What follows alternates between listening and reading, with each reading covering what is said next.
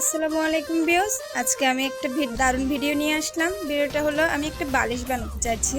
তো আমার কাছে এখন পুরো ছিল, তো আমি দিয়েছি যে লম্বা বালিশগুলো বলে ওগুলোই বানাতে চাইতেছি। এখন আমি এর মধ্যে বুদ্ধি করে একটা জিনিস ভরেছি, যেটা হচ্ছে কম্বল। শীতকালে সিঙ্গেল কম্বল।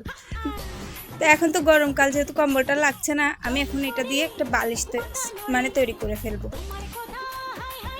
এখন দেখুন আমি বালিশটা কিভাবে তৈরি করি। শীতকাল আসলে প্রয়োজন আবার বের করে নিব কম্বলটা।